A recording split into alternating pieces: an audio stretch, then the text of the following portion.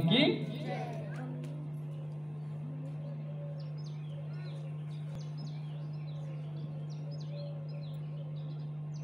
गया श्राद्ध की महिमा के बारे में बताया गया है कि जिस वर्ष मरड़ा शौच पड़ जावे उस वर्ष गया श्राद्ध नहीं करेंगे।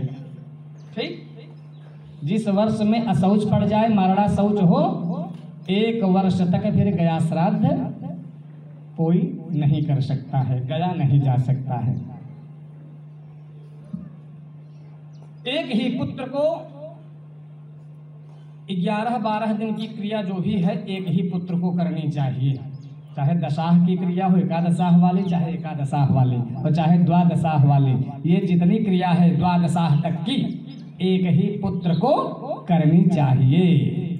संपत्ति का बंटवारा हुआ हो चाहे ना हुआ हो, लेकिन आपस में सामंजस्य बना करके एक ही पुत्र को इस 12 दिन की क्रिया एक ही पुत्र को करनी चाहिए। उसमें झगड़ा झंझट करके कि आप भी करिए मैं भी करूंगा, तो इससे जीव की दुर्गति हो जाएगी। बोलिए गोविंद गोपाल भगवान की। हाँ, यदि पिता के प्रति श्रद्धा ज्यादा हो, पुत्र की श्रद्धा ज्यादा हो, तो 10 पुत्र हैं तो 10 पुत्र जो है वार्षिक श्राद्ध अलग अलग कर सकते हैं। 10 पुत्र वार्षिक श्राद्ध, पुण्य तिथि जो वार्षिक पिंडदान 12 महीने वाला देते हैं हो, वो अलग अलग कर सकते हैं। समझ में आ गया यहाँ तक ना? प्यारे प्रभु प्रेमियों, गया श्राद्ध की महिमा के बारे में बताया गया। श्रीमद् भागवत महापुराण की कथा सुनने के लिए बहुत बल दिया गया इसमें कि श्लोकार्धम श्लोकपादम वान नित्यम भागवतोद्भवम पठते श्रुयाद यस्तु गो सहस्र फलम लभेत। भागवत के 18,000 श्लोकों को श्रवण करो, संभव न हो एक श्लोक को श्रवण करो, संभव न हो तो श्लोकार्धम आधे श्लोक को श्रवण करो, वह भी संभव न हो तो श्लोक पादम आधे श्लोक का आधा पठते श्रुयाद पढ़ लीजिए अथवा श्रवण कर लीजिए तो गो सहस्र फलम लभेत। सहस्र माने 1000, हजारों गोदान देने से कहीं ज्यादा फल प्राप्त हो जाता है। भागवत के आधे श्लोक का आधा भी यदि श्रवण कर लिया जाए और पढ़ लिया जाए। बोलिए श्रीमद् भागवत महापुराण की। ये सब इसमें चर्चाएं की गई हैं। यहाँ पर पिंडदान के बारे में बताया गया कि मुट्ठी भर का होना चाहिए पिंडा। कितना होना चाहिए? मुट्ठी भर का एक पिंडा। एक पिंडदान करिए तो मुष्टिक भर का, मुष्टिक प्रमाण का, मुट्ठी भर का। ठीक, और छोटा करना चाहते हैं तो आमलक प्रमाण, बड़ा आंवला जितना बड़ा होता है बड़े आंवले के बराबर एक पिंडदान होना चाहिए। इससे छोटा करेंगे तो पेट ही नहीं भरेगा जीव का। क्यों? उसका 4 भाग हो जाता है, मैंने बताया। अब छोटा छोटा आप देंगे तो 4 भाग उसमें हो जाएगा, चौथाई भाग उसको मिलेगा खाने के लिए। उसके अलावा कुछ नहीं मिलता रास्ते में 1 वर्ष तक। वही तिलांजलि का पान और पिंडदान को खाते पीते जाता है। गया जी में आप जाएं तब वहां की महिमा अलग है। तब वहां पे मुट्ठी भर का जो पिंडदान है वह भी बहुत बड़ा माना गया, और जो आंवला के बराबर पिंडदान देते हैं उसको भी छोड़ो। समीपत्रम प्रमाणेन पिंडम दद्यात् गया सिरे उद्धरेत सप्तगोत्राणि। समी पत्ता आप लोग देखे हैं? समी का पत्र बबूल के पत्ते जैसा, इमली के पत्ते जैसा होता, छोटा सा पका हुआ। हमारे हिसाब से बड़ा चावल जो बासमती का आता, 1 चावल, 2 चावल नहीं आएगा उस पे। तो समी पत्रम प्रमाणेन पिंडम दद्यात् गया सिरे। समी के पत्ते के बराबर भी जो पुत्र गया जी में जाकर के पिंडदान देता है, उद्धरेत सप्तगोत्राणि, 7 गोत्रों का उद्धार होता है और 101 कुल तर जाते हैं। इतना महत्व है गया की महिमा के बारे में। 7 गोत्र माने सभाजीत पांडे जी का जो गोत्र होगा जो गोत्र होगा, क्या गोत्र है? सावर्ण गोत्र। सावर्ण गोत्र से अन्य गोत्रों का संबंध अगर होगा इस तरह से 60 गोत्र 6 गोत्र, तो वे भी तर जाएंगे। उस गोत्र वाले भी तरेंगे। कहाँ पिंडदान करने से? गया जी में पिंडदान करने से। और 101 कुल तर जाता है। बुआ, मौसी, इस तरह से मिला करके गया महात्म्य में इस पर ज्यादा चर्चा की गई है। 101 कुल में कौन कौन आते हैं गया महात्म्य में लिखा गया है। बोलिए भक्तवत्सल भगवान की। गया महात्म्य में 8 अध्याय है ना, वो वायु पुराण से लिया गया है। जैसे गरुड़ महापुराण में 19,000 श्लोक है और भागवत महापुराण में 18,000 श्लोक है। गरुड़ महापुराण में 1,000 श्लोक ज्यादा है श्रीमद् भागवत महापुराण से। और सबसे बड़ा पुराण कौन है बताया था?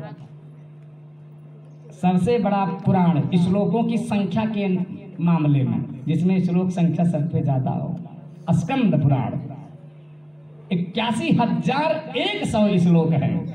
81,100। और कहाँ भागवत में 18,000, गरुड़ महापुराण में 19,000। स्कंद पुराण सबसे बड़ा पुराण है। सत्यनारायण की कथा 5 अध्याय का सुनते हैं तो स्कंद पुराण से लिया गया है। अध्याय के अंत में लिखा रहता है श्री स्कंद पुराणे रेवाखंडे ना। दुर्गा सप्तती का जो 13 अध्याय है वो मार्कंडेय पुराण से लिया गया। पहले दिन बताए थे इत श्री मार्कंडेय पुराणे सावर्णिक मनमंत्रे देवी महात्म्य। उसी प्रकार से वायु पुराण से गया महात्म्य लिया गया है। और 19,000 श्लोकों का जो गरुड़ महापुराण है उसी महापुराण से 16 अध्याय लिए गए हैं मृतात्मा की सद्गति के लिए, जीवात्मा की सद्गति के लिए। बोलिए गरुड़ महापुराण की। और गरुड़ पुराण कथा का मैं अर्थ भी बताया था। गरुड़ गुरुम आदाय उड्डीन इति गरुड़। गुरुम गुरुम गुरु माने भारी। एक पंजे में कछुआ, एक पंजे में हाथी। योजनों में उसकी ऊंचाई लंबाई बताई गई हाथी और कछुआ की ना। एक योजन में 4 कोस होता है, तो योजनों में इतने विशाल हाथी कछुआ को लेके उड़ रहे थे। विशाल वटवृक्ष की डाली पे बैठते हैं। उस विशाल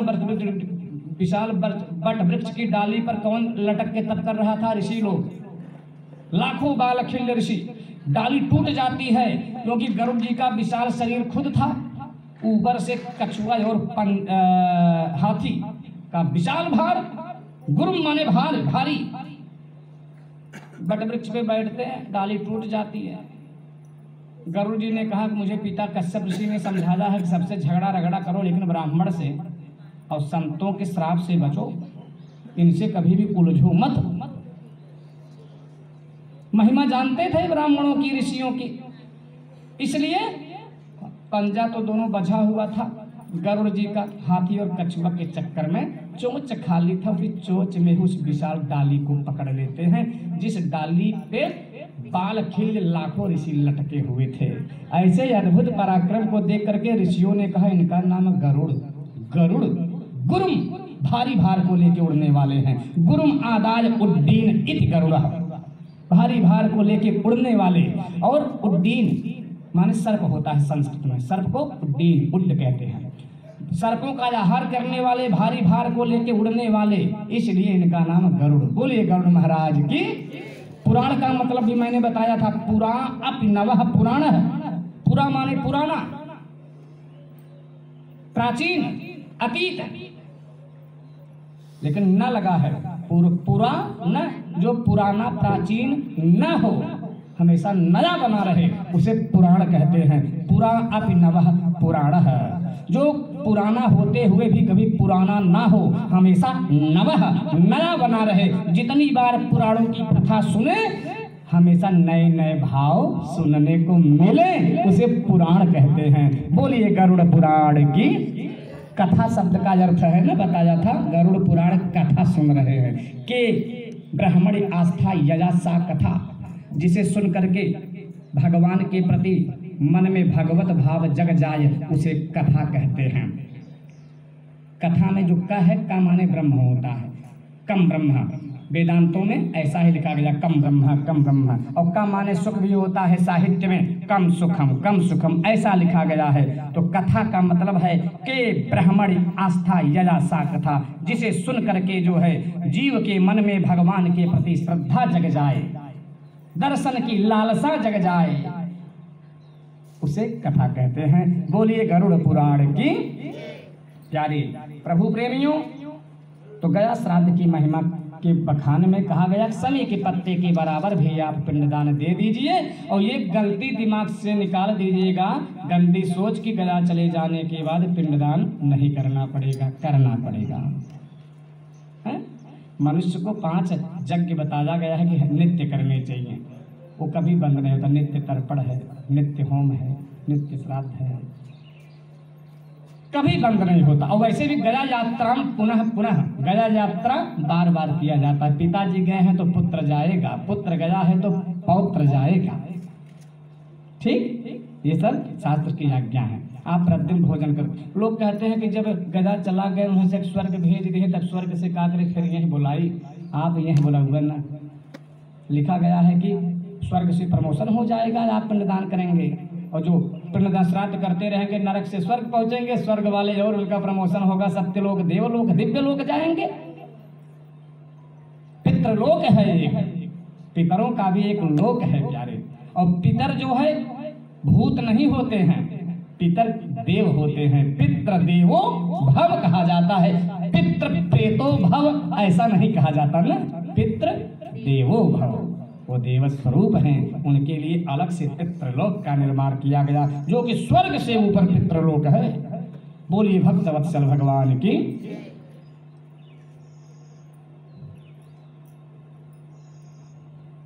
और धन के मोह में आकर के जो श्राद्ध नहीं करता है, तो मैंने बताया था ना, श्राद्धम न कुरुते मोहात तस्य रक्तम पिबन्ति ते।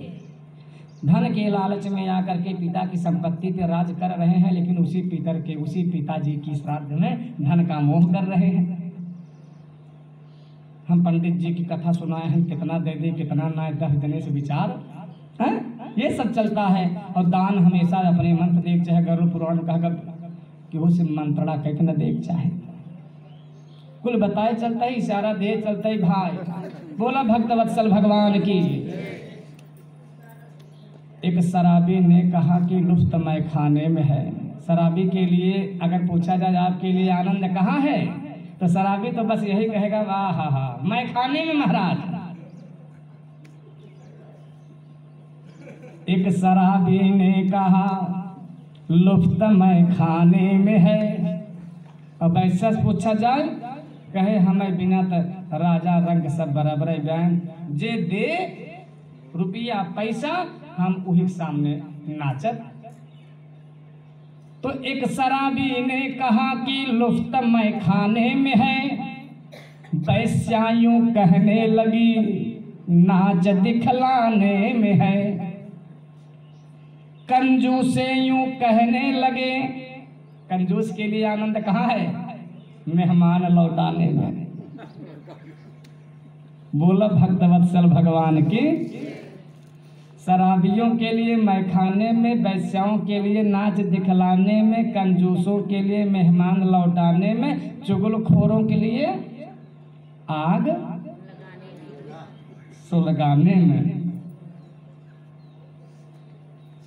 और संतों के लिए गोविंद जी का गुणगान। सीधी सी बात।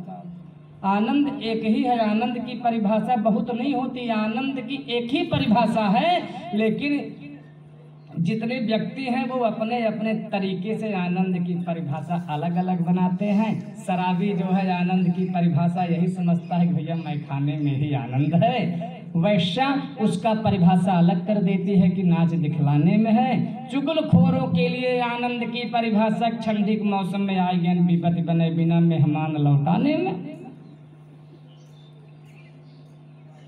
तो एक शराबी ने कहा कि लुफ्त मैं खाने में है। वैश्या यूं कहने लगी नाच दिखलाने में है। कंजूसे यूं कहने लगे मेहमान लौटाने में है, चुगलखोरों ने कहा आग सुलगाने में है।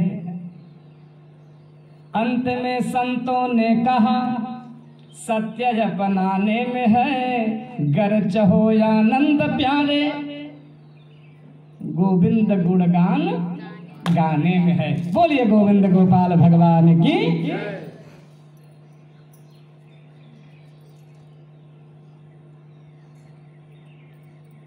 हमारे शास्त्र की आज्ञा है ना कि 5-6 चीज छिपा के रखे चाहे हो।